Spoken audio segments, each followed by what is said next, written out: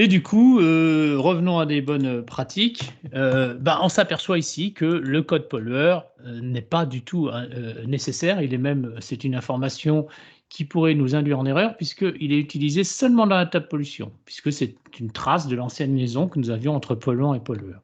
Donc, ce qu'on va faire, c'est qu'on va l'enlever en allant dans la table polluant, bien sûr, création de table, et nous allons ni plus ni moins que supprimer cette information. Alors, il ne va pas être content, bien sûr, hein. Il va nous dire, ah, vous voulez supprimer des lignes, ça va être définitif, faites attention, on va faire oui.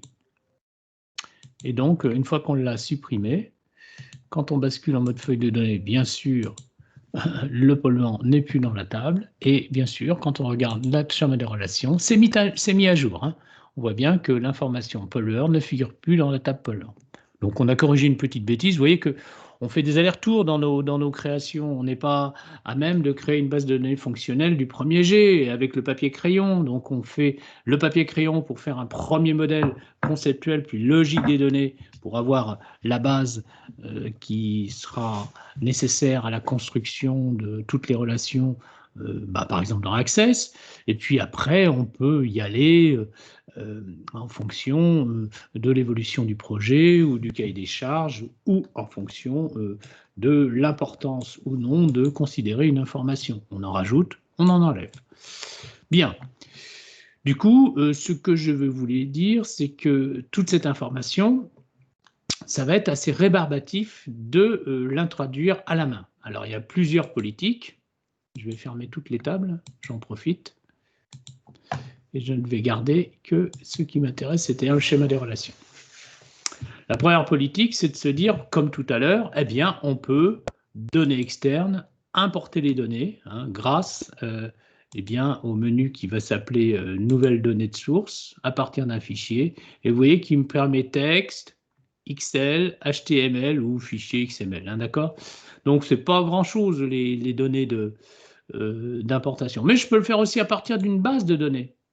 Alors, regardez bien, on peut le faire à partir d'Access, à partir de SQL Server, à partir d'une autre type de base de données et à partir de DBase, qui est une autre fonctionnalité. DBase, je crois que c'est une fonctionnalité qui a été développée à GBDR par IBM. Donc, vous voyez, c'est des formats différents qui sont universels, qui sont complices, qui gèrent des données assez importantes. Il fut une époque où Access était le SGBD-R essentiel et le plus utilisé dans le monde. Alors maintenant, c'est plus vrai.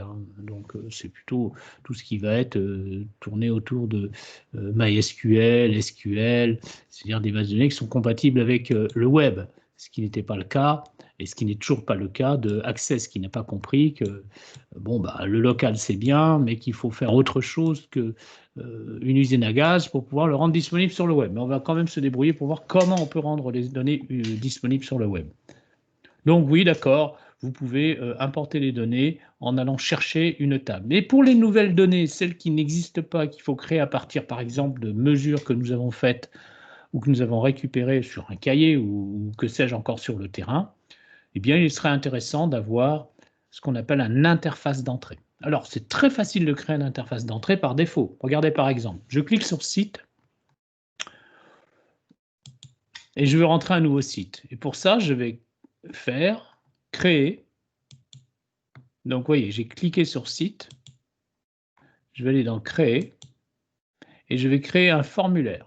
Alors, je vais tout doucement, je ne clique pas dessus pour pas que vous ayez une information trop rapide. Je recommence.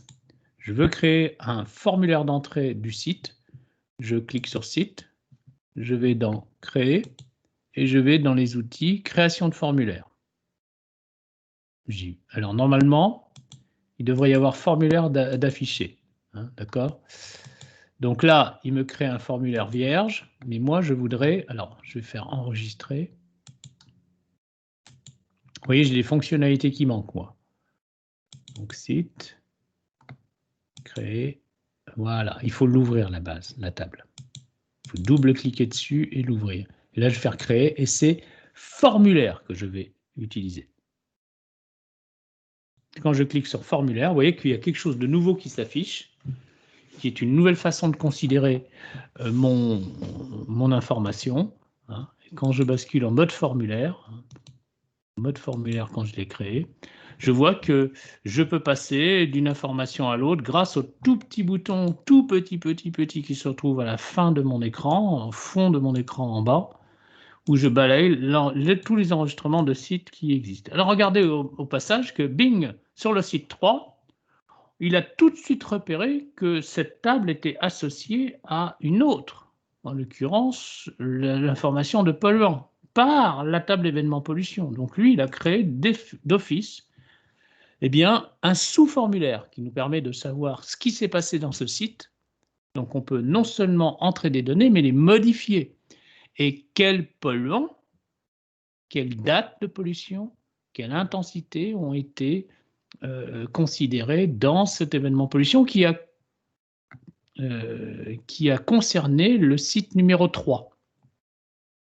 Bien, alors je peux balayer en retour tous les sites qui ont été créés. Là, je vois que le site 1 sur Orsay n'a pas de polluants, c'est une information manquante. Le site 2, ou du moins, heureusement, il n'y a pas de polluants, on peut dire ça comme ça, heureusement, il n'y a pas de polluants. Le site 2 a été pollué par le mercure, il est à Paris. Le site 3, comme je le disais, par 2 polluants à la même date. Et par contre, on ne connaît pas l'intensité. Et voilà, c'est comme s'il y avait eu un pollueur qui s'appelait Shell et l'autre Total. C'est tout à fait conforme aux hypothèses qu'on a dit, qu'un site pouvait être pollué par plusieurs polluants à la même date. Hein. Ensuite, et plusieurs pollueurs. Donc. Ensuite, on va sur le dernier, qui est le site 4, voire même le site 5, pardon, et on peut créer un nouvel enregistrement, vous voyez, en cliquant sur Dernier enregistrement et Nouveau. Voilà. Et là, on va ouvrir un nouveau site en entrant son adresse, et vous allez voir qu'il va mettre le ID automatiquement. Alors, je vais rentrer l'adresse, et je vais l'appeler Brest. Brest, zone portuaire. Voilà. OK. Je ne m'occupe pas du GPS latitude, longitude. Et là, je pourrais mettre ici l'information qui concerne le polluant qui a pollué le site et tout, etc.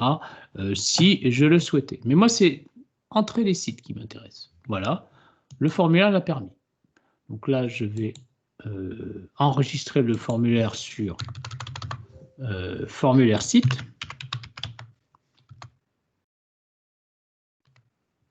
Je vais même l'appeler formulaire entrée des sites. Entrée ou gestion des sites. Gestion. Comme je sais que c'est un formulaire, c'est pas la peine de l'appeler formulaire. Voilà, je vais l'appeler gestion des sites ou du site, bref, c'est pas important le pluriel. Et là, j'ai un nouveau type d'objet qui vient de s'ouvrir. Regardez, c'est dans formulaire gestion de site. Donc, je ferme ce formulaire, je double-clique dessus et je vais pouvoir gérer les sites grâce à cette interface. Alors, il n'est pas mirobolant, hein, je vous le dirai, qu'on pourrait l'agrémenter, le changer. Eh bien oui, c'est possible grâce au mode création. Et derrière le mode création, vous voyez, on peut modifier ce formulaire. On va voir comment, justement, en développant le formulaire des polluants. Donc celui-ci est intéressant, il existe, c'est le formulaire des sites. Nous pourrions faire la même chose pour les pollueurs, on ne va pas se gêner de le faire. Donc là, on va faire créer, donc cliquant sur pollueur, et on crée donc le formulaire des pollueurs. Si on double-clique sur la table, double-clique dessus, du coup, la table active, c'est celle de pollueur, et donc si on clique sur créer, le formulaire créé, par ce bouton formulaire, hein, pas par les autres, hein, sera donc un formulaire associé à l'information de pollueur. Et là, on voit effectivement qu'on a la gestion de l'information de pollueur. On bascule en mode formulaire. Excusez-moi. Oui. Moi, quand je fais le formulaire, j'ai que de 1 sur 1. J'ai pas jusqu'à 6. Peut-être parce que vous n'avez pas récupéré toutes les informations. Peut-être que vous n'avez pas la base de données. Peut-être que tu n'as pas la base de données que j'ai transmise, la version 5. Ah si, je l'ai. Mais Bon. en fait, j'avais 6 à la base et après, je sais pas, ça a disparu. Ah, peut-être que tu les as effacés. Alors, en fait, voilà ce qui se passe. Hein. C'est qu'il faut vraiment balayer. C'était quoi? C'était dans site, c'est ça? Ouais, site. Alors, on retourne dans site. OK, il est là. Tu en as effectivement 5. Hein. Je ne sais pas si on a... Ah oui, c'est vrai. Si je ne ferme pas la chose. Voilà, Brest zone porteur est retrouvée parce que j'ai fermé l'ancienne version de site et je l'ai réouverte, hein, donc il l'a mise à jour. Donc effectivement, il y en a bien 6. Et si on va dans le formulaire, est-ce que dans la table, tu en as bien 6? Dans la table, j'en ai 6. Bon, alors quand tu cliques sur gestion 6, alors Mais tu peux le j'ai refaire pas en... gestion de site. Tu ne l'as pas, bah, tu le fais ça. Tu fais bouton, tu vas dans site, Moi, je vais dans double-clic. formulaire. Ensuite, tu fais créer, Ouais. formulaire, appelle le site par exemple. Je Voilà, sais et pas. moi, j'ai 1 sur 1, bah, comme Mais vous. oui, mais regarde, c'est pas là que tu vas l'avoir, c'est tout en bas que tu vas pouvoir naviguer, ici. Ah oui, ok. Ah oui, ok. Ouais, ouais, c'est ça. D'accord? Non, mais c'est Ok. normal, hein, c'est une usine à gaz ce truc-là. Justement, on va essayer de faire mieux, hein, justement dans le truc pollueur. Donc ça, Monsieur, je le ferme, je ne l'enregistre pas, moi ça s'appellera gestion site, d'accord? Alors, monsieur, revenons sur pollueur. Il est comme ça, d'accord? Il est très moche. Très très moche ce formulaire, et on va le modifier. Déjà, ce qu'on va faire, c'est qu'on va passer en mode création. Bon, ben voilà, l'arrière de la caméra. Alors, dans le mode création, alors le mode pollueur, je reviens sur mon formulaire, vous voyez que, attendez, c'est pas pollueur que je voulais transformer, j'ai été interrompu, c'est polluant. Pollueur, je le laisse comme ça, d'accord? Et pour polluant, je vais utiliser une autre façon de le rentrer, d'accord? Donc je vais fermer ce formulaire dont je vais me servir de toute façon. Je vais l'appeler formulaire pollueur ou forme pollueur. Voilà, je l'appelle comme je le souhaite, hein, d'accord?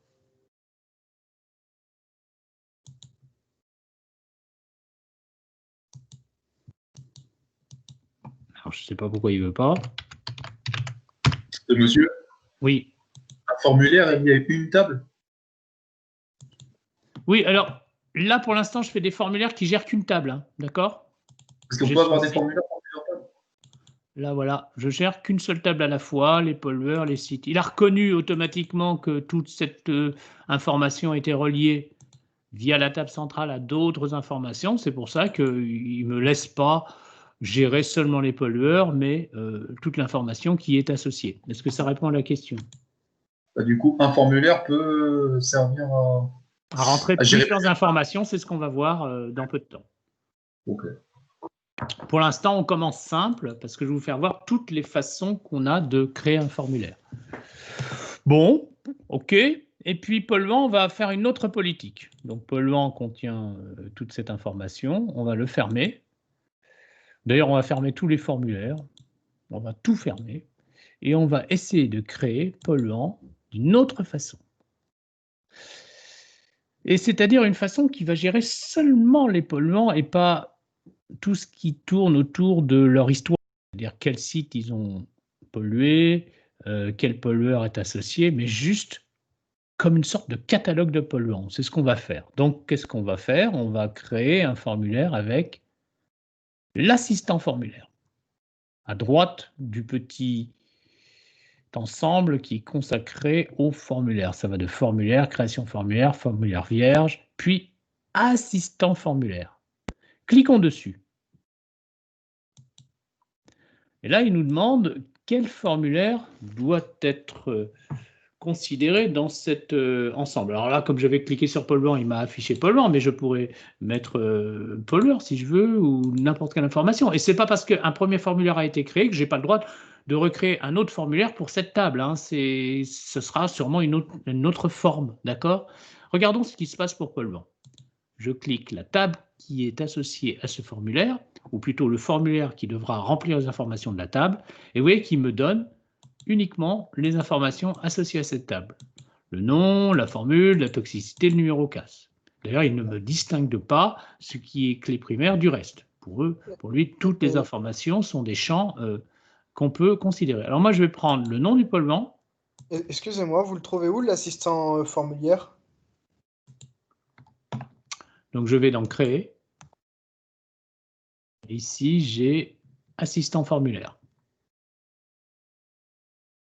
Tu le vois, Victor?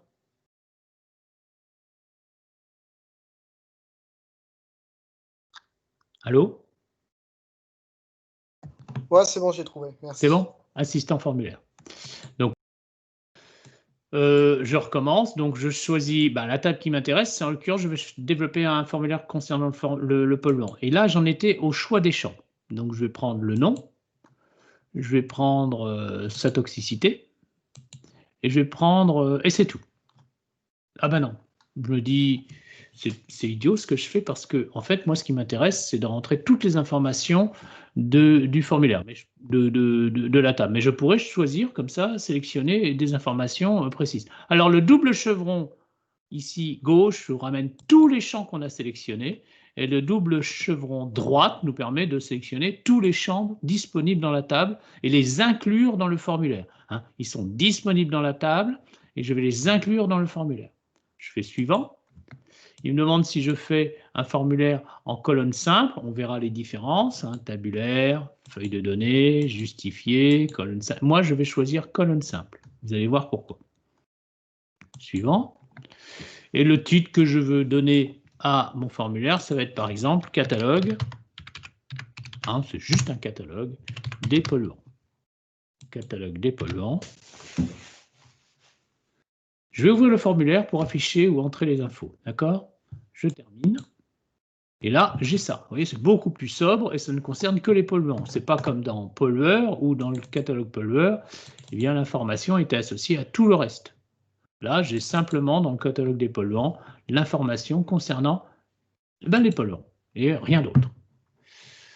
Alors ça, c'est la version brute de décoffrage, c'est-à-dire une version qui n'est pas sympa à utiliser parce qu'on va y rajouter des fonctionnalités. Alors déjà, la première chose, c'est qu'on va basculer en mode création. Et on voit qu'on a l'arrière de la caméra, c'est-à-dire on a la main pour changer l'apparence de ce formulaire. Alors, nous avons un titre, catalogue des polluants, qui est écrit en gris. Comme d'habitude, c'est un champ étiquette. Ce champ étiquette, je peux aller dans créer, dans accueil, excusez-moi, pour le changer. Déjà changer sa couleur, par exemple, on va le mettre en bleu. Et puis, on peut mettre le fond de la zone étiquette en blanc. Ensuite, on va mettre... Vous cliquez bien sur la zone à changer. Vous cliquez sur l'entête de formulaire et vous allez dans Format et vous allez choisir ici couleur de fond, blanc, bien sûr. Du coup, vous avez du blanc sur du blanc et donc ça ne va pas gêner. Vous pouvez augmenter la largeur d'affichage de cette en-tête et par exemple passer, grâce à Accueil, la police de caractère à quelque chose de nettement plus visible, c'est-à-dire par exemple 36 points. Et vous mettez ça en Arial, si vous retrouvez Arial. Voilà. Bon, on va regarder tout de suite ce que ça donne. On a un vrai titre qui nous permet de savoir ce qu'on fait. Et puis maintenant, on va changer un petit peu l'allure de ces présentations. Donc on va dans Création. Et là, on aimerait bien faire le focus sur le nom et le changer, le mettre en rouge, par exemple. Mais avant tout, on va tout remettre. On va faire un CTRL-ALL. On va désactiver le titre. Donc, CTRL-ALL, ça nous choisit tout ça. Ou alors, je clique avec le bouton Shift, c'est-à-dire majuscule enfoncé, et je clique toutes les informations qui doivent être concernées par le nouveau format. Le nouveau format, c'est dans Accueil, et je vais lui dire de mettre tous ces champs-là en noir, couleur beaucoup plus visible que le gris. En plus, je vais lui dire que je veux plus de Calibri, mais je veux de l'Arial, et je vais le passer en 12 points pour que ça soit un peu plus lisible. Bon, alors faites attention. Ici va se retrouver ce que l'on appelle une zone de champ. C'est-à-dire que ça va définir le contenu d'un champ. Ici, c'est l'intitulé du champ. L'intitulé du champ, dans le menu création de formulaire, ça correspond à zone de texte. À ne pas confondre avec étiquette. Donc, zone de texte, c'est forcément un texte qui est associé à un champ. Okay, donc, on les retrouve là. Mais je pourrais très bien changer cette zone de texte sans pour autant que ça change le nom du champ dans la table. Ah, c'est un peu compliqué, hein. Par exemple, nom du polluant, ou nom de la molécule, ou nom chimique. Voilà, nom universel. Voilà. Donc voilà, je l'ai changé, et pour autant, même si je fais enregistrer, là, vous voyez, et que je vais dans polluant, ça s'appelle toujours nom, le champ, d'accord? Ça n'a pas changé, c'est juste la présentation de cette étiquette de champ qui est différente. Donc je retourne dans catalogue des polluants, je rebascule dans le mode création, et là j'avais dit que je voulais mettre en valeur ces deux-là, c'est-à-dire le fait que le nom va être l'information essentielle qui va nous faire nous repérer sur cette molécule qui sera à définir. Donc on va se mettre cette information en rouge, et puis on va le mettre en 14, un peu plus gros pour que ce soit visible, et par-dessus le marché en gras. Voilà. Donc si on regarde ce que ça donne en mode formulaire, eh bien ça donne ça. Et quand vous allez tout en bas, tout en bas, tout en bas, vous avez effectivement enregistrement suivant qui nous permet de voir que eh bien, la mise en forme a concerné eh bien, l'ensemble des informations qui sont disponibles dans la base de données. Je rappelle l'étiquette ici, ou plutôt la zone de texte ici, est une zone spéciale réservée au formulaire, mais qui n'est pas celle réelle utilisée dans la table, puisque dans la table polluant, c'est non, tout simplement. Et on ne change pas l'intitulé d'une clé primaire, surtout invoquée dans des relations. C'est juste pour raison de présentation que nous pouvons le faire dans le formulaire qui va invoquer ce champ. Bon, on pourrait mettre la formule effectivement d'une certaine couleur aussi si on voulait, et on pouvait là se rendre compte qu'il y a un petit peu trop de largeur dans l'affichage. Donc ce qu'on va faire, c'est qu'on va revenir en mode création, et puis on va sélectionner juste l'information des champs en cliquant sans relâcher le bouton Shift, et on va réduire la dimension de l'affichage comme ceci, d'accord? Si on ne veut pas le considérer, CTRL Z nous revient à la situation précédente, d'accord? Voilà, donc là je réduis, on va dire substantiellement, pas trop, parce que s'il y a des noms de polluants qui sont un petit peu longs, bah on pourra les voir. Je fais apparaître non seulement l'entête du formulaire, mais aussi le pied du formulaire, hein. Donc grâce à ce bouton, j'augmente un tout petit peu, et je vais progressivement définir ce que je veux afficher dans cette histoire, d'accord? Bon, alors tout ça c'est pas mal. Je peux bien sûr augmenter la hauteur de mon formulaire et puis déplacer eh bien, progressivement mon information pour qu'elle soit un peu plus aérée ou regroupée par rubrique, s'il y avait des rubriques. Voilà, hop. Et comme ceci, j'ai un peu plus de place pour rentrer mes données. Donc oui, ça va ressembler à une interface entre l'utilisateur et la base de données, ni plus ni moins, hein. Donc quand j'ai le mode formulaire, oui, c'est un peu plus agréable. Ici, bon, il me signale qu'il a mis de la place parce que j'ai pris une grosse police de caractères, et que la grosse police de caractères pourrait être affichée d'une façon plus confortable si je considérais effectivement un peu plus haut pour la grosse police de caractère. Chose ici qui fera éviter des encadrés qui sont avec un ascenseur. Bon là, c'est pas encore assez haut, il aurait fallu le faire encore plus haut. Bien, alors on y va pour le mode création, et on va apprendre à ajouter une image de fond. Alors vous vous souvenez, je vous ai dit de télécharger cette image de puisque je vous l'ai envoyée, c'est-à-dire celle qui contient eh bien, alors attendez l'image, je vais faire affichage, entrer en icône. C'est chimie. C'est chimie, voilà celle-ci, hein.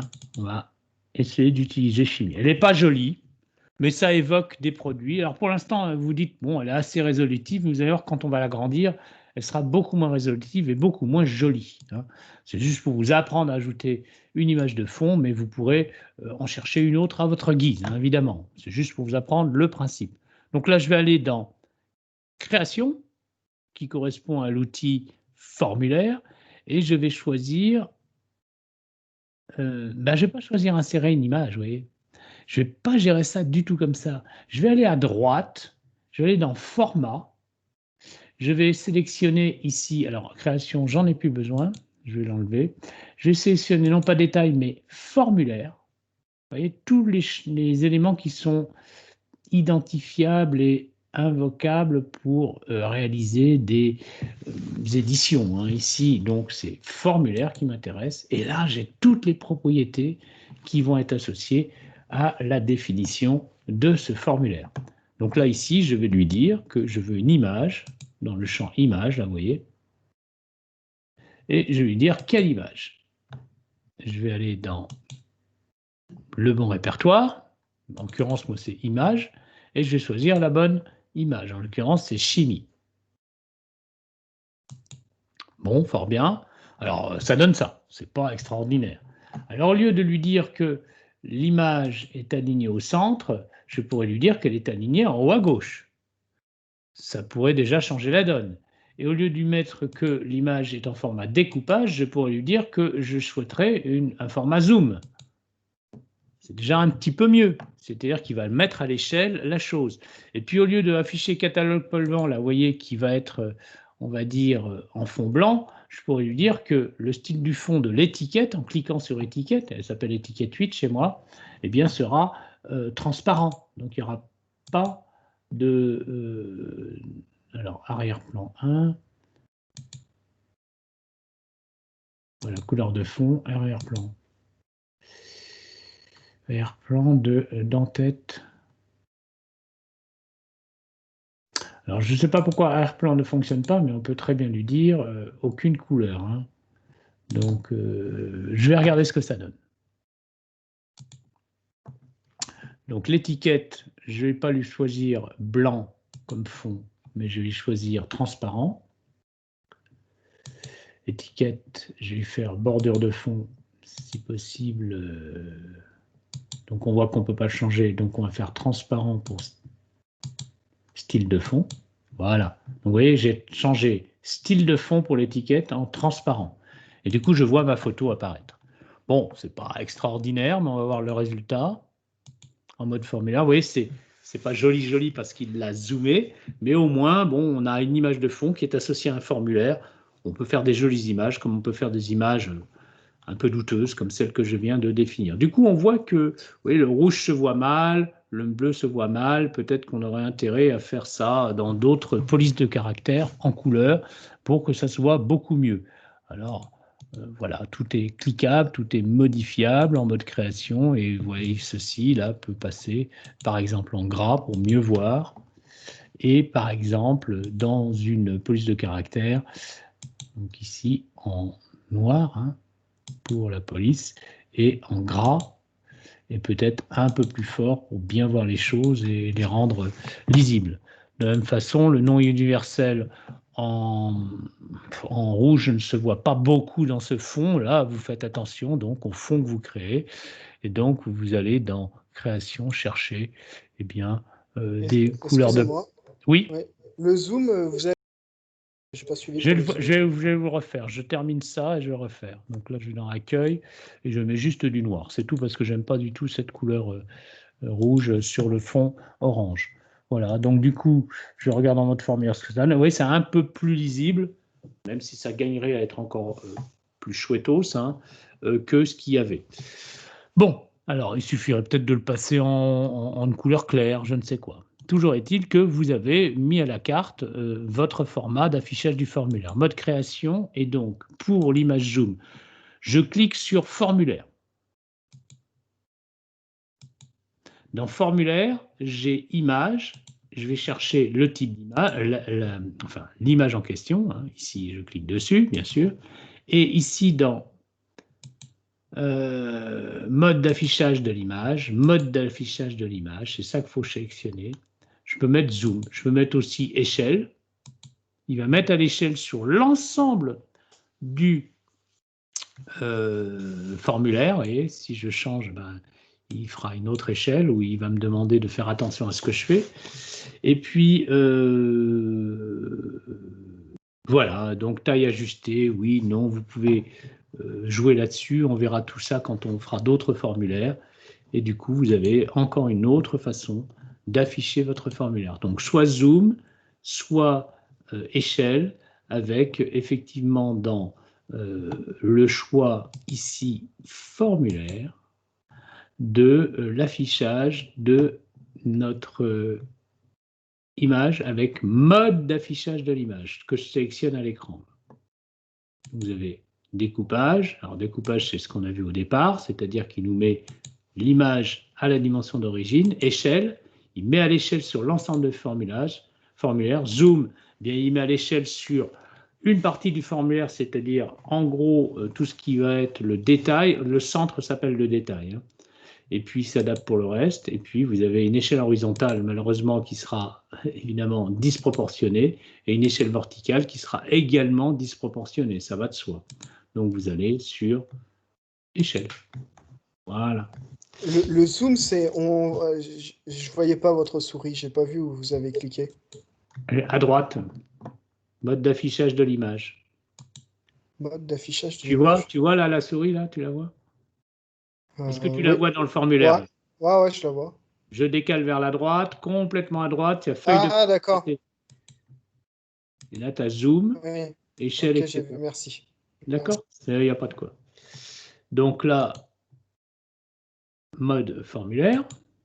Voilà, et vous avez quelque chose à l'échelle, c'est différent encore, vous voyez, c'est pas joyeux, c'est pas propre parce que l'image n'est pas très hautement résolutive, parce que finalement on a cru qu'elle était sympa, mais c'est peut-être pas la mieux. Vous trouverez bien, les goûts, les couleurs, ça se dispute pas, une image qui évoque plus le catalogue des polluants que celle-ci, et puis vous ferez bien attention au titre, etc. Donc ce qu'on peut faire éventuellement, c'est considérer que ça sera notre image de fond et que voilà, elle se limitera ainsi. Alors, on pourrait ajouter une zone de texte ici, un champ étiquette en bas, pour dire là encore qu'il s'agit d'une version de la base qui est administrée par Canal. Donc vous pouvez dire administrateur, là, 2 points, et puis vous mettez le email de quelqu'un, donc par exemple Pascal.rigolet.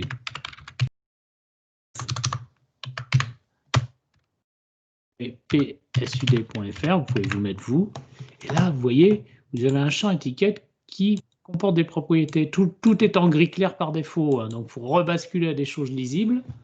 Alors vous cliquez sur l'élément, ici si je clique là, ça sera l'étiquette du titre, ici si je clique là, ça sera l'étiquette de mon bas d'état, et je peux le changer aussi dans la feuille de propriété à l'extrême droite. Alors je vais réduire la largeur de l'affichage pour que vous voyez bien. Hein. Donc, ce champ étiquette, là, je vais faire quoi? Je vais aller dans police. Ici, je peux choisir. Hein. Je peux aller dans ma police Arial de d'habitude. Ensuite, je peux aller choisir la taille, je ne sais pas, moi, je vais mettre 12. Vous voyez effectivement que j'ai l'épaisseur qui peut être choisie aussi. Eh ben, moi, je vais mettre ici gras, mais vous avez très gras et vous avez lourd aussi.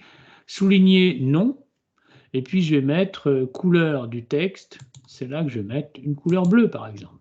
Alors, je vais choisir avec les 3 petits points, couleur du texte. Toujours les 3 petits points qui sont à droite vous permettent d'ouvrir le menu de choix. Hein. Je vais choisir bleu. Et puis, ma foi, bleu sur bleu, ça ne marche pas des masses. Alors, je vais choisir jaune ou blanc, couleur du texte. Je vais choisir jaune ou blanc. Blanc, ça sera peut-être plus heureux. Voilà, on verra un peu, peut-être un peu mieux. Et donc, l'idée, c'est quoi? C'est que moi, je vais associer au texte sur ligne ici un lien. Donc, je vais aller dans lien. Alors, il s'agit... Excusez-moi, comment vous avez fait pour passer sur le pied de page et sur l'entête? Car moi, ça me décale tout quand je veux agrandir sur l'entête. Alors, en fait, ici, on a le choix hein, du machin qu'on va afficher. D'accord? Là, moi, j'ai mis pied de formulaire. OK? Et ici, quand je clique sur l'étiquette, c'est un champ étiquette. Quant à ça, ben, il suffit simplement que je le décale, hein, et je vais avoir un affichage réduit en mode création. Mais en mode formulaire, c'est toujours la même chose, hein. Si je fais en mode formulaire, c'est toujours la même chose, ça ne change pas. C'est-à-dire qu'il s'adapte à l'échelle. Si je fais ça, ben, il va adapter à ça. Si je réduis, il va adapter au nouvel écran, etc., etc. Il se met à l'échelle, vous comprenez? Et ça, c'est une propriété que j'obtiens avec le mode d'affichage. Le mode d'affichage, c'est dans le mode de formulaire, et il s'appelle ici échelle. Voilà. Donc, il va mettre à l'échelle de l'écran affiché. Si c'est un petit écran, l'image va être réduite. Si c'est un grand écran, il va être affiché à la largeur de l'écran. D'accord? Bien. Alors, j'en étais à cette étiquette-là. Je vois que c'est pas heureux, mon blanc, hein. Du coup, je vais le passer en noir, ça sera le plus simple. Je peux le faire aussi comme ça, hein. Je peux gagner du temps en faisant comme ça. C'est pas du tout heureux, hein. Il faut que je trouve une couleur qui soit vraiment visible, hein, en fonction de mon image de fond. L'image de fond, elle commence à m'embêter un petit peu, hein. Donc ça, je vais le mettre par là. Voilà. Et c'est peut-être par ici que le blanc, le fond blanc, va être le mieux défini. On va essayer de voir comme ça. Voilà. Donc du coup, là, je vais pouvoir mettre en blanc. Couleur de la police. Couleur du texte, c'est pareil, je vais le mettre en blanc. Ça sera un peu plus visible sur des fonds foncés. Bon, bref, qu'est-ce que je vais faire? Je vais prendre ce texte, je vais le sélectionner, et là, je vais mettre qu'il va y avoir un lien associé. Donc là, je vais mettre adresse du lien hypertexte. D'accord? Je vais cliquer sur les trois petits points, et je vais mettre ici mon adresse mail, pascal.rigolet @u-psud.fr. Et à la place de laisser comme ça, je vais mettre adresse de courrier. D'accord? Donc là, je vais... Ah ben, je me suis trompé, oui, j'ai défini ça en lien, donc je recommence. J'ai défini ça en lien universel. Je vais ici, et je vais définir le lien avec adresse du lien hypertexte.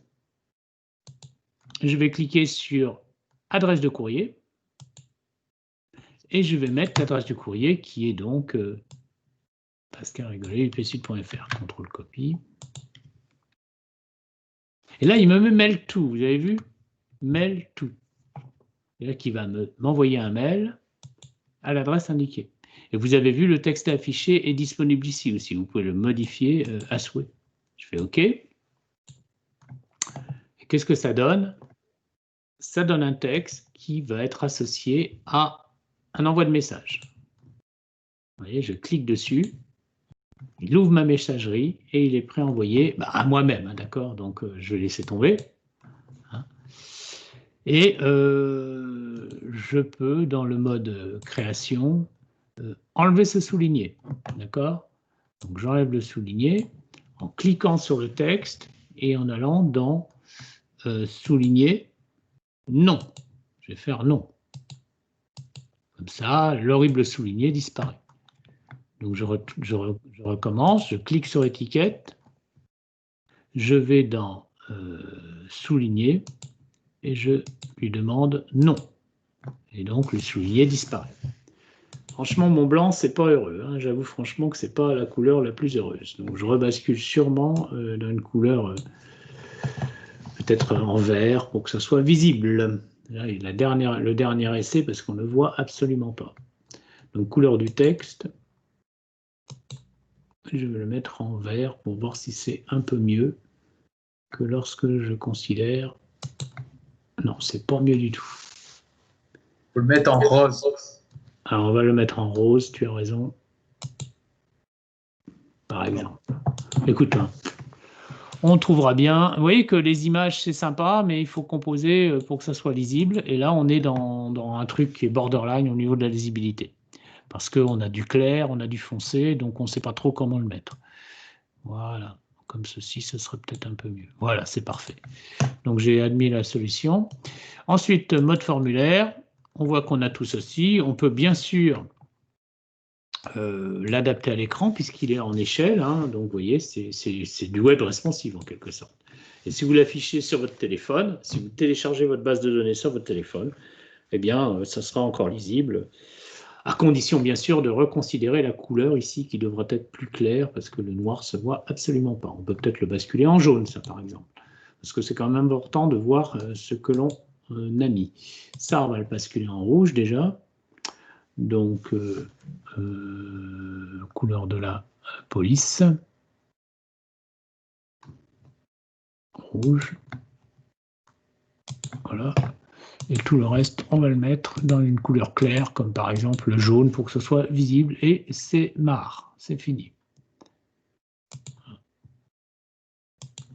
Alors, le truc qui nous embête, c'est que, eh bien, pour... bon, peu importe. Pour le passage de l'information, il faut aller tout en bas, là, tout en bas pour pouvoir cliquer sur les champs suivants, ajouter un nouveau polluant. Alors là, par exemple, je vais ajouter un nouveau polluant, hein, puisque j'avais mis le cadmium ici. Voilà. C'est par ordre alphabétique hein, qu'il apparaît, puisque c'est sur le champ nom que la clé primaire apparaît, donc ça sera mis selon le champ nom. Benzène en premier, cadmium en deuxième, mercure, etc. Je vois au passage que j'ai mis des majuscules de temps en temps, des minuscules d'autres fois, donc voilà. Si je veux changer cela, je peux le faire. Voilà. C'est pas impossible. Donc, je vais rentrer un nouveau polluant, comme par exemple le plomb. Je vais lui mettre PB. OK. Toxicité, ben, je vais mettre haute. Là, on pourrait faire, vous voyez, une liste déroulante pour la toxicité. Puis numéro 4, on verra ça plus tard. Et je bascule à nouvel enregistrement pour pouvoir valider eh bien, celui que je viens de rentrer. Et donc, le plomb va être en fin de liste puisque c'est un P. Voilà. Une fois qu'il sera remis en ordre alphabétique. Regardons ce que ça a donné quand je ferme le formulaire. J'enregistre. C'est-à-dire que la table des polluants a un nouvel élément qui est bien le plomb que j'ai rentré grâce au formulaire. Vous voyez, ça a bien marché et que ce formulaire est utilisable. Bon, alors j'ai le formulaire des polluants, mais j'aimerais bien y ajouter donc un bouton qui me permet d'avancer à l'enregistrement suivant ou à l'enregistrement précédent. Alors, c'est dans le mode création qu'on va trouver ça, bien sûr. Et on va utiliser quelque chose de nouveau, c'est créer un bouton. Et les boutons, c'est ce rectangle avec des X. Alors, c'est bien mystérieux. Qu'est-ce que ça va faire un bouton? Ben, déjà, je vais créer un bouton qui va sortir du formulaire. Donc là, je vais créer un bouton. Alors, quand je sélectionne le bouton, vous voyez, il va ouvrir un nouveau interface. C'est tout à fait normal. Donc moi, je vais effacer celui que je suis en train de créer là et je recommence. Donc, je vais faire création. Je vais sélectionner l'outil, enfin, du moins, l'icône du bouton. Et quand j'ai fait ça, il attend que j'accroche ce bouton quelque part. Vous voyez, donc, je vais accrocher le bouton à un endroit, peu importe, que je pourrais remanier de toute façon. Et c'est au moment où je définis un espace d'accrochage qu'il m'ouvre un assistant qui s'appelle assistant bouton de commande. Je recommence. J'enlève ce que j'ai fait. Supprimer. Je vais dans création. Je vais cliquer sur l'icône de bouton. Vous voyez qu'il le met en petit commentaire en bas. Dans bouton, je clique sur un endroit particulier du formulaire, mais je pourrais le redéplacer. Je lui donne une forme a priori, ici remanier, et je vais faire ici une opération particulière. Ça sera une opération sur formulaire. Et pour moi, l'opération sur formulaire que je vais considérer, c'est fermer un formulaire. Autrement dit, le bouton va être utilisé pour fermer le formulaire. Je fais suivant. Je vais mettre ici je ne vais pas choisir, regardez cette image un peu antédiluvienne, non plus celle-ci, ce n'est pas évident de savoir à quoi ça correspond, mais je vais mettre ici tout simplement quitter, la phrase quitter, le mot quitter. Suivant. Je ne touche pas à ça, c'est le nom du programme qui me génère ce que va faire le bouton, donc je ne touche surtout pas. Et je fais terminer. Et là, vous voyez, quelque chose de sobre, en fond bleu, sur police noire, et puis je vais l'augmenter un petit peu en taille. Et puis, je vais changer l'allure de ce bouton. Je vais donc à droite, vous voyez qu'il l'appelle commande 12. Hein. Ce n'est pas bouton, hein, c'est commande 12. C'est-à-dire que c'est le bouton qui va gérer la commande 12. Qu'est-ce qu'elle va faire cette commande 12? Eh bien, elle va gérer un événement qui va être sûrement lié à une macro. On va voir laquelle, d'accord? On va dans événements. Et vous voyez qu'au clic sur le bouton, il a généré une macro automatiquement, qu'on lui a commandée grâce à l'interface qu'on a utilisée. Allons dans cette macro, 3 petits points, et regardez ce qu'on a eu, fermer fenêtre. On a généré une macro, fermer fenêtre. D'accord? Avec confirmation, on peut même le changer. Oui ou non, d'accord?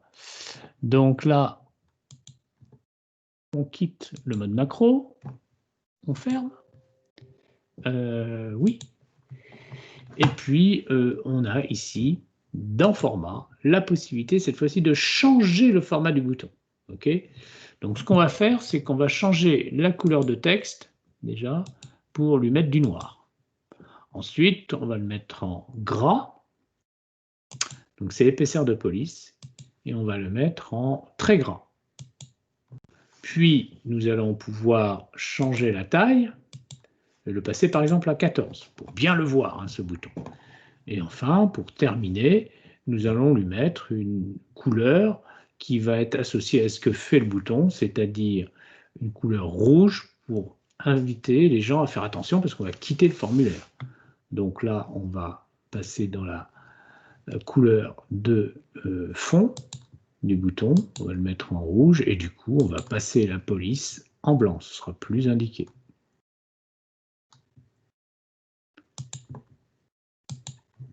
Voilà, il suffit de choisir les bons. Alors, essayons ce bouton. On va repasser en mode formulaire et quand on clique sur quitter, vous voyez, la première fois, il nous demande si ce que l'on a fait pouvait être enregistré. On fait oui. Et vous voyez qu'il a bien quitté le formulaire. Donc, on revient sur le formulaire d'épaulement. Et quand on quitte, il le quitte bien. Bon, ben voilà, on a déjà un premier bouton fonctionnel. Donc, vous voyez, ce n'est pas compliqué.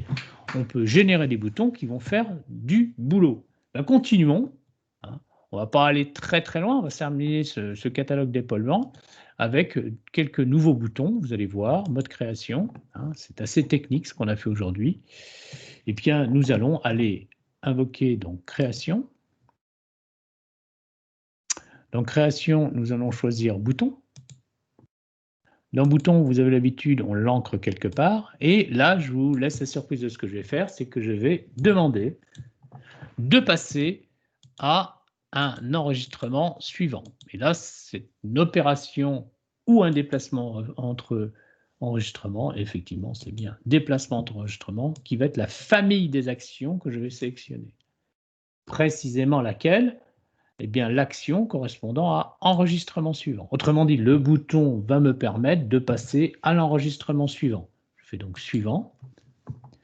Je ne considère pas ces images sans avoir fait attention à celle qui m'intéresse le plus.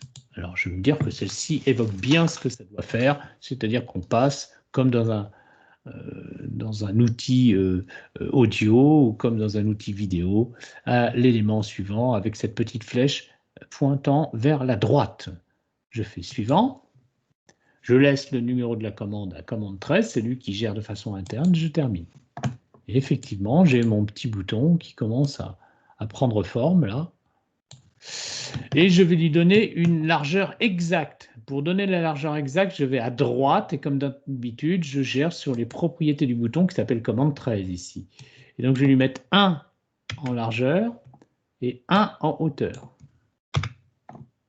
Vous voyez au passage que sa position exacte, je peux la changer ici avec haut et gauche. Si je mets haut et gauche à 0, je vais l'avoir en haut à gauche. d'accord? Et si je mets... alors là, il ne l'a pas déplacé, c'est bizarre. Mais normalement, il aurait dû le faire.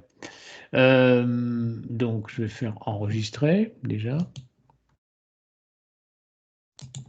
Donc, vous voyez que je peux le...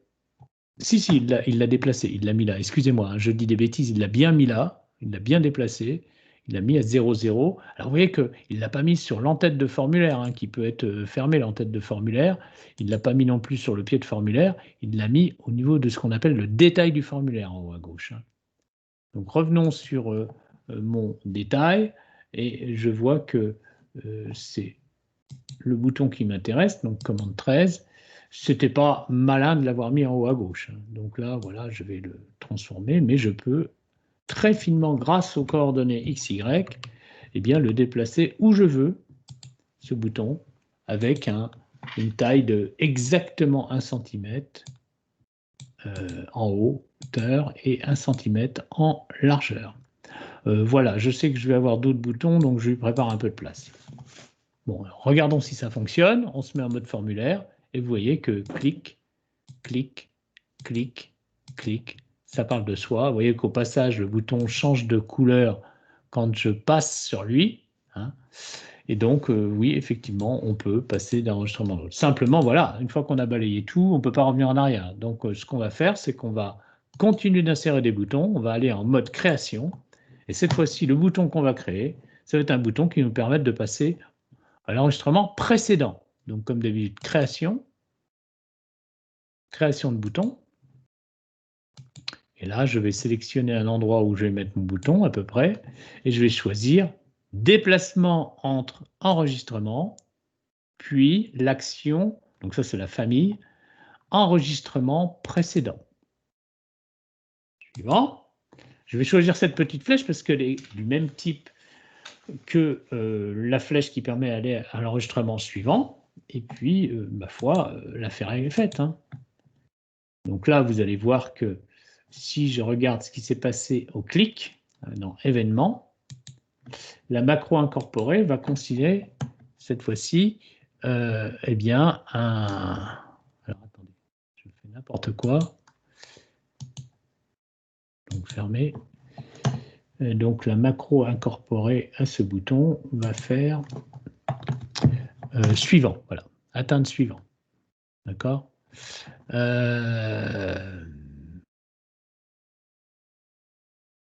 excusez-moi, sur erreur, atteindre suivant. Et normalement, donc, il fait atteindre enregistrement précédent. D'accord Donc, vous avez la famille atteindre enregistrement qui peut être développée et qui est de type précédent. Donc, vous voyez, tout ce programme, soit directement à la main en Visual Basic, soit à l'aide d'un assistant, soit à l'aide de la génération des macros comme d'habitude. Voilà. Donc là, je ne l'ai pas mise à jour parce qu'elle était très très bien comme ça. Ce n'était pas la peine de l'embêter. Et donc, voilà mon bouton qui va faire comme d'habitude en format 1 cm parce que je vais le changer de large et 1 cm de long. Et je peux précisément le coller au premier grâce au déplacement souris, soit grâce au déplacement avec les flèches. Hein, vous voyez, je peux avec les flèches aussi le déplacer, soit précisément grâce à l'adressage précis de ce bouton, c'est-à-dire en hauteur, haut et gauche, exact. Donc là, je peux mettre, je ne sais pas moi, 2 au lieu de 2,011. Et ça devrait fonctionner très très très bien. D'ailleurs, l'autre doit être à la même hauteur. Et s'il n'y est pas, on peut le changer. Vous voyez, il y a 1,99,8, c'est presque 2, hein, c'est pareil. Et il y a presque 16, on peut le mettre à 16, chaque carreau faisant exactement 1 cm. D'accord? Donc, on a bien géré notre affaire, on a ça précisément, et donc maintenant, quand on passe au mode formulaire, eh bien, on a quelque chose qui nous permet d'aller de l'enregistrement précédent, bien sûr, s'il n'y en a pas, c'est-à-dire qu'on arrive au premier, c'est fini, hein, au dernier. Et bien sûr, s'il n'y en a pas, il nous dit que c'est impossible d'atteindre l'enregistrement spécifié. D'accord? Et on peut quitter. Donc là, on réactive le catalogue des polluants. Quand on le réactive, il est au premier enregistrement. On peut bien sûr modifier, on peut écrire n'importe quoi, on peut écrire une fausse formule, hein, ça va le faire, hein, d'accord? OK? Donc on peut écrire n'importe quoi parce que ça n'a pas été contrôlé et qu'on n'a pas fait ce qu'il fallait pour donner la vraie formule et la contrôler. Ça deviendra compliqué après. Si on contrôle toutes les entrées, c'est qu'on a une idée préconçue du contenu de la base de données et donc ça demande un sacré boulot. Non, on prend les données comme elles sont, avec ou sans erreur. C'est après au niveau de l'utilisation de leur contenu qu'on voit si on a un biais ou pas. Mode création, et on va rajouter 2 boutons qui vont nous permettre, cette fois-ci, d'aller au premier et au dernier enregistrement. Donc, on va faire dans Création, la création de 2 autres boutons qui vont nous permettre d'aller au premier et au dernier enregistrement. Donc ici, on va aller sur Déplacement entre enregistrements et on va aller dans Premier enregistrement. Et là, on a une flèche avec un trait vertical qui est évocateur. Commande 15. Voilà. Et on fait la même chose pour le premier enregistrement. Pardon, pour le dernier enregistrement. Donc, création, bouton, j'accroche, je définis l'action associée. L'action associée, ça va être déplacement enregistrement et atteindre le premier enregistrement. Cette flèche. C'est censé atteindre le dernier, monsieur? Le dernier, oui. Précédent. C'est la fin de semaine. C'est la fin de semaine, j'allais le dire. Donc, dernier enregistrement, merci beaucoup. Alors, tac. Et là, je mets, c'est bon. Voilà. Ce qu'il faut. Et là, ça commence à avoir de la gueule, vous voyez. C'est sympa. Et je vais le tester tout de suite pour voir si ça fonctionne. Hein. Il ne faut pas oublier de faire fonctionner son formulaire. Donc là, voilà, impossible d'aller au dernier. Là, il est bien au premier. Là, il va au dernier. Là, il va au suivant. Il n'y avait rien dans le suivant, mais il ne peut pas aller plus loin. C'est le nouveau, ça. Hein. Okay. Et puis là, je vais bien au premier, je vais bien au dernier. Quand je suis au premier, je peux aller au suivant. Je peux aller au précédent. Tout fonctionne très, très bien.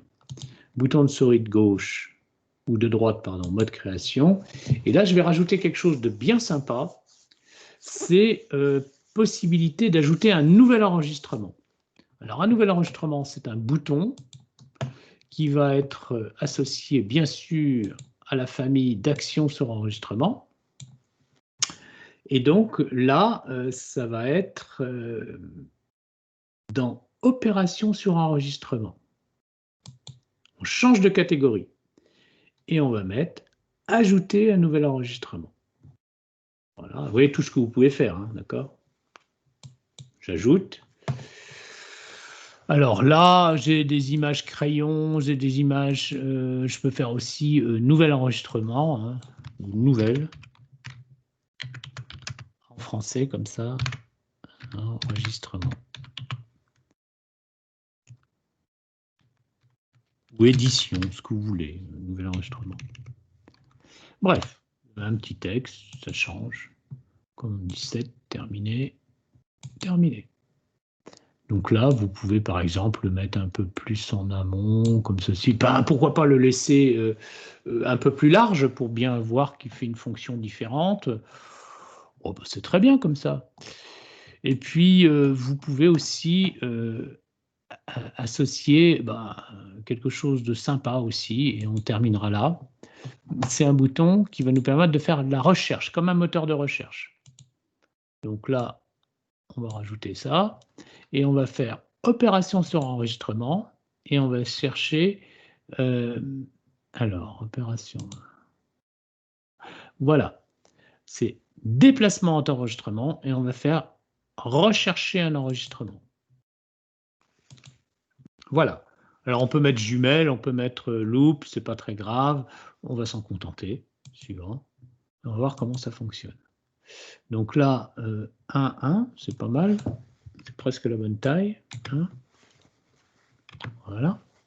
Et puis, on le déplace où on veut pour rechercher un nouvel enregistrement. Par exemple, comme ça. Allez, c'est parfait comme ça. Vous voyez, c'est un peu plus fonctionnel. Et vous allez voir qu'on va pouvoir le recopier, tout ce pavé, et le mettre dans d'autres formulaires. Donc, on va basculer en mode formulaire. Et puis ici, quand on clique sur nouvel enregistrement, bah oui, un champ nouveau, donc on peut le remplir. Alors, on a fait le plomb, on a fait le mercure, on a fait le cadmium, on a fait le benzène. On n'a pas fait les HAP, hein, on peut faire HAP. La formule, elle est multiple, hein, donc voilà, on va la mettre avec des étoiles parce qu'il y a plusieurs HAP. Et puis, on va aller sur valider avec nouvel enregistrement encore.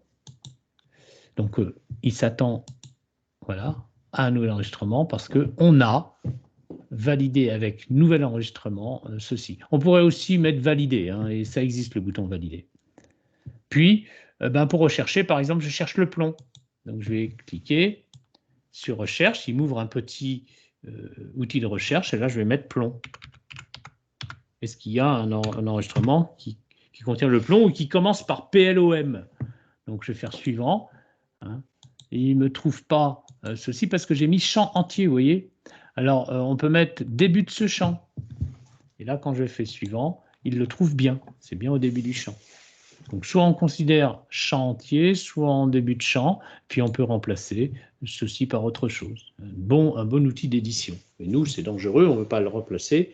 On veut rechercher l'information, peut-être pour ajouter, par exemple, le numéro CAS au plomb. D'accord ? Voilà ce que je voulais vous montrer en gros. Alors, bien sûr, tous ces catalogues vont pouvoir tous ces formulaires s'agencer dans une interface qu'on découvrira la prochaine fois et qui va nous permettre bien sûr, d'interfacer toute la base de données cette fois-ci. C'est-à-dire qu'on va faire une interface qui va séparer l'entrée des données de l'interrogation de la base de données. Et je vous ai promis, bien sûr, de vous apprendre à interfacer à l'aide d'une cartographie votre base de données. Bien. Monsieur, oui. on est d'accord que quand on tape un nouvel enregistrement, il est enregistré dans la table. Il l'enregistre dans la table, hein, regardez. Quitter. Et je vais dans la table polluant. Hein. Il l'a bien mis, mon HAP. Hein. Ah oui. C'est ça qui est bien, hein, c'est magique. C'est-à-dire que c'est une interface directement reliée à la table. Hein. Voilà, donc gestion des sites, si vous rajoutez un site, il va le mettre dans site. Gestion des pollueurs, si vous rajoutez un pollueur, il va le rajouter dans pollueur. D'ailleurs, vous avez bien vu que inconnu est rajouté maintenant. Hein.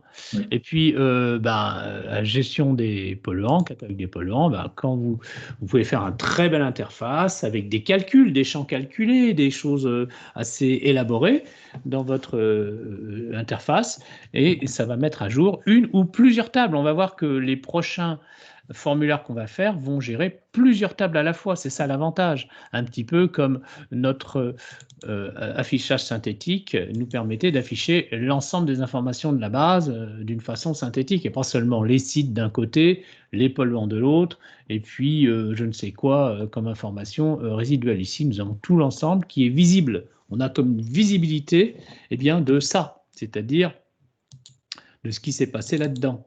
Non seulement en construction, mais en contenu, parce que là, on n'a pas le contenu. Okay, et quand on clique sur une table, on n'a que le contenu de la table, celle-ci.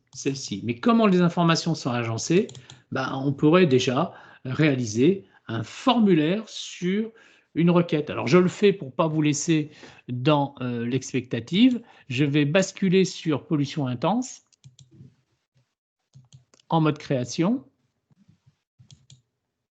Je vais enlever dans créer le fait qu'il va s'agir d'une création de table. Hein, je désactive ça et je le mets en sélection.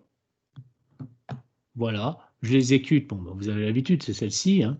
Voilà, je ferme. Voilà. Donc, je vais dans pollution intense. Quand je clique dessus, normalement, il y aura 4 informations. Okay. Je vais dans créer formulaire, sans plus de forme, hein, d'accord, comme ça. Il me crée un formulaire associé à pollution intense. Je le mets en mode formulaire, d'accord. Et puis, je vais maintenant évoquer ce formulaire. Alors, vous voyez que ce formulaire, il est difficilement accessible parce qu'il faut aller en bas pour chercher les trucs. Alors, qu'est-ce qu'on va faire? Je vous rappelle que c'est le résultat d'une requête. Hein. Vous pouvez faire aussi un formulaire résultat d'une requête. C'est ça qui est assez sympathique. Donc, je vais aller en mode création. Je vais aller choper dans catalogue polluant en mode création tous les boutons qu'on vient de faire parce qu'ils sont indépendants de la table à laquelle ils s'affichent. Donc, je sélectionne avec la souris, hop, et je fais CTRL-copie avec le clavier. CTRL-C ou copier, bien sûr, coller. D'accord? Donc là, j'ai copié. Je vais aller dans l'interface des pollutions intenses. D'accord? Je vais augmenter un tout petit peu l'affichage. Et là, je vais faire coller. Et je déplace tous mes boutons à la droite. Je vais ensuite ici, mode formulaire. Et vous voyez que ce que j'avais appliqué pour le formulaire des polluants fonctionne très très bien. Dans la requête, j'ai l'affichage des informations les unes après les autres. On voit bien ce qui s'est passé au niveau des pollutions intenses sur les sites après leur adresse, etc. Mais ce que je peux faire effectivement avec un formulaire, là je vais l'enregistrer, je peux l'appeler pollution intense, ce formulaire, ce n'est pas un problème. Je peux le faire aussi en cliquant bouton de souris droite sur la requête et en faisant créer, et cette fois-ci un état, d'accord? Il va me créer un état associé à la requête. Donc, ce sera plus synthétique, là, vous voyez?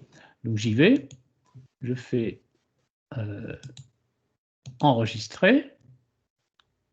Il va me demander comment s'appelle cet état. Je peux le laisser en pollution intense, hein, c'est un état. Vous voyez que tous les outils, là, maintenant, commencent à se remplir, là, les différents outils. Et quand je ferme pollution intense, voilà, catalogue des polluants, etc. Voilà, je n'ai plus que mes relations et que je clique sur l'état pollution intense, eh bien, j'ai une synthèse de ce qui s'est passé dans les pollutions les plus intenses. Vous voyez, un petit peu comme ce que faisait la requête. En plus, j'ai l'heure et tout, etc. Alors, le pire, regardez bien, c'est que là, ça va se mettre à jour. C'est-à-dire que quand je clique sur la requête, seulement sur la requête, que je la mets en mode création et que je change les conditions, par exemple, super égale à 4. Enregistrer. Et bien, vous voyez, quand je clique sur l'état, il l'a mis à jour. Regardez bien. Cette fois-ci, il n'y a que les sites d'intensité supérieure à 4. C'est quand même sympa, ça, hein, parce que ça veut dire que si on met à jour une requête, l'état qui est associé est mis à jour, puisqu'il est lié à la requête. Alors voilà, je pense qu'on a fait un bon parcours technique de cette base de données. Je vais l'enregistrer en version 6. Je vais vous la donner immédiatement, bien sûr. Voilà, ça va s'appeler la version 6B, que je vais mettre dans Backup pour ne pas la perdre. Et moi, je vous conseille de faire plusieurs versions de votre projet pour ne pas perdre au cas où il y a un problème. Vous pouvez revenir à la version précédente. D'accord? Voilà, alors là, je rebascule ici. Je pense que vous voyez en plein écran. Ben déjà, la première chose que je vous dis, bravo d'avoir suivi jusqu'au bout ce cours sur Teams, hein, parce que c'est pas aussi évident que ça, et c'est assez technique. Comme le cours est enregistré, ben, vous pourrez évidemment y refaire un petit tour pour vous entraîner, et ça vous donne donc déjà le champ libre pour faire des choses assez, on va dire, détaillées dans votre base de données. N'oubliez pas que votre projet est très important, donc il faut vraiment que vous l'avanciez, que vous construisiez une table des relations qui soit, pardon, un schéma des relations qui soit cohérent, qui soit exploitable, c'est-à-dire que vous pensez également à la façon dont vous allez interroger votre base de données. N'oubliez pas que dans votre projet et dans votre rapport, je ne vous demande pas de réaliser toutes les requêtes, mais seulement une, pourquoi pas la plus simple, mais de me mettre en français dans votre rapport que vous pourriez interroger la base de données sur cet aspect des choses ou cet autre aspect. Voilà. On divisera ensuite l'exploitation de la base de données en data et en requête. C'est deux choses différentes. Je vous expliquerai ce que j'attends, toujours en français, de votre part.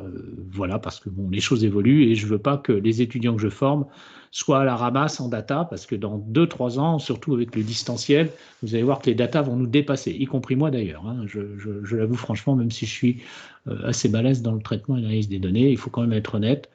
Avec le temps, ben, les connaissances doivent être, on va dire, activées et mises à jour. Bien, alors, y a-t-il des questions? Tout s'est bien passé? Gaël, tout s'est bien passé, par exemple? Oui, tout s'est bien passé. Chef de classe? Alors, J'espère que ce n'était pas trop ennuyeux. J'essaye de rendre ça le plus vivant possible, mais effectivement, ça traite de base de données, donc en soi, ce n'est pas toujours très passionnant. Mais vous allez voir que quand vous allez réaliser votre projet, eh bien, vous allez arriver à quelque chose dont vous serez fier, parce qu'il aura des fonctionnalités qui seront démarrées de quoi? Finalement, de papier-crayon et d'une invention que vous avez faite vous-même, hein. Et puis le reste, c'est de la technique que vous avez mise en pratique sous Access. N'oubliez pas que ça sera toujours possible de passer d'Access à PHP MySQL. Je suis en train de préparer une auto-formation en data science très complète. C'est très, très, très long à faire.